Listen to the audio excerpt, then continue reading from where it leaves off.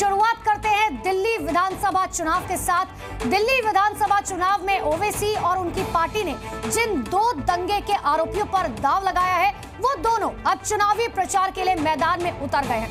दो तस्वीरों के साथ शुरुआत करते हैं। आज दिल्ली दंगे के आरोपी शिफाउर रहमान और ताहिर हुसैन दोनों ही अपने क्षेत्र में चुनावी प्रचार करने जा रहे हैं। ताहिर हुसैन को मुस्तफाबाद और शिफाउर रहमान को ओखला विधानसभा से AIMIM यानी कि ओवैसी की पार्टी ने टिकट दिया है।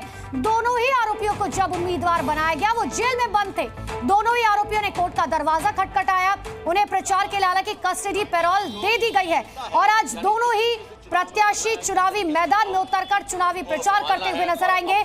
लेकिन दोनों ही उम्मीदवार दिल्ली दंगे के आरोपी हैं। वो दिल्ली दंगा जो 2020 में हुआ था, जिसकी वजह से दिल्ली पूरी तरीके से जलती हुई, सुलगती हुई नजर आ रही थी। लेकिन इन दोनों प्रत्याशियों के समर्थन में असदुद्दीन ओवैसी भी लगातार प्रचार कर रहे हैं और अब ओवैसी इन जनसभाओं में दंगे के आरोपियों को राष्ट्रवादी बताने लगे, यानी कि नेशनलिस्ट। शायद ओवैसी दरअसल ये भूल गए हैं कि दिल्ली दंगों की वो तस्वीर जिसके जख्म आज भी ताजा है, वो दिल्ली वासी कभी भूले नहीं है। दिल्ली की सियासत में अपनी पतंग उड़ाने के लिए ओवैसी की राजनीति तो देखिए जरा। पहले तो दंगा आरोपियों को टिकट दे दिया और अब उनके प्रचार के लिए ऐसे गुणगान किए जा रहे हैं मानो दंगे के आरोपी ना हो बल्कि कोई महान शख्सियत हो। ओवैसी साहब उसी दिल्ली में, उसी मोहल्ले में खड़े होकर चीख चीख कर इन दंगा आरोपियों का महिमा मंडन करने में लगे हैं, जिन मोहल्लों में इन दंगे के आरोपियों के सबूत हर कोने में दर्ज है। शिफाउर रहमान और ताहिर हुसैन अब दिल्ली के चुनाव में प्रचार करने में लगे हैं और उनके समर्थन के लिए ओवैसी भी रैलियां कर रहे हैं। सवाल उठ रहे थे कि आखिर ओवैसी ने दंगाइयों को टिकट क्यों दे दिया, जिसके जवाब में खुलेआम ओवैसी कहते हैं कि पहले ही नहीं बल्कि आगे भी इनको टिकट वो देते रहेंगे। मजलिस पर इल्जाम कि मजलिस ने क्यों दिया शिफा को। अरे याद रखो, अगर चुनाव फिर होगा फिर शिफा को देंगे, या जो जेल में बैठा है वो मजलूम है तो उसको टिकट देंगे। ये मजलिस की पॉलिसी है। ओवैसी कल उसी ओखला विधानसभा क्षेत्र में पद यात्रा करने पहुंचे थे, जहां से शिफाउर रहमान को उन्होंने चुनाव में उतारा है। उसी इलाके में जहां दंगे फैलाने का वो आरोपी है। ओवैसी उसी जगह खड़े होकर शिफाउर रहमान और ताहिर हुसैन को नेशनलिस्ट बताने लगे। हम चाहते ही हैं कि जो जिसको दबाया जा रहा है, जिसको तुम एंटी नेशनल कहते हो, हम उसको नेशनलिस्ट कहेंगे। जिसको तुम कम्युनल कहते, उसको हम सेकुलर कहेंगे। तुम्हारा एजेंडा हम कबूल करने को तैयार नहीं है।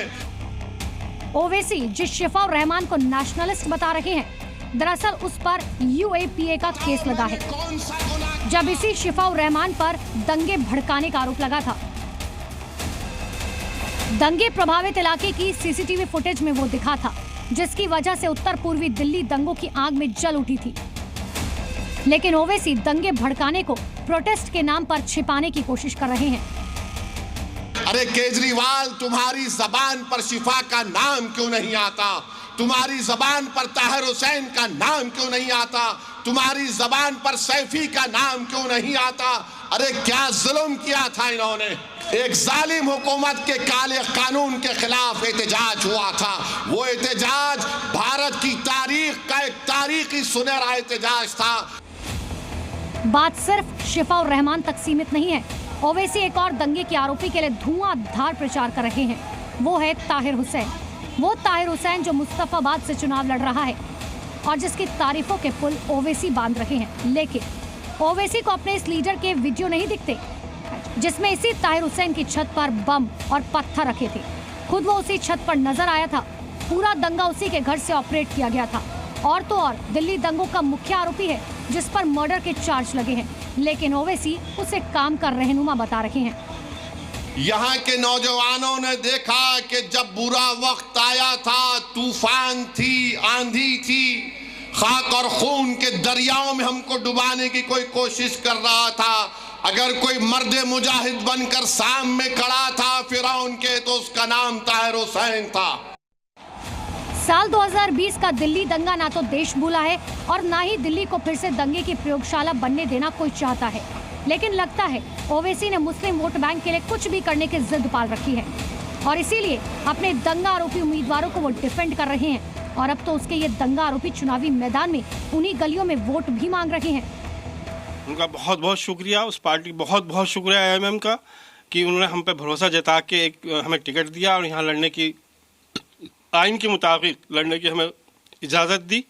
मैं उनके अपनी तरफ से, अपने सपोर्टर्स कार्यकर्ताओं की तरफ से, सब लोगों की, पूरे जामिया नगर की तरफ से मैं तहे दिल से शुक्रिया अदा करता हूँ असदुद्दीन अवैसी साहब का कि उन्होंने हमें यहाँ लड़ने की टिकट दिया। पूरा यकीन है कि मैं कम समय में जितना भी बोल पा रहा हूँ लोग सुनेंगे और समझेंगे और जिताएंगे। देखिए MIM के जो सदर है जनाब असदुद्दीन अवैसी साहब, वो सड़क से संसद तक आज आवाज़ उठा रहे हैं। किसके खिलाफ? जुल्म के खिलाफ। जहाँ सब लोगों ने हमारा साथ छोड़ दिया, जिस पार्टी को हमने 10 साल अपना तन मन धन लगा के खड़ा किया, वापस आज पार्टी आम आदमी पार्टी केजरीवाल उसी मुद्दे पर जा रहे हैं जिस पे BJP काम करती है। मतलब ओवैसी का एजेंडा सेट है। ताहिर हुसैन और शिफाउर रहमान को मासूम बताकर वो अपनी राजनीति चमकाना चाहते हैं।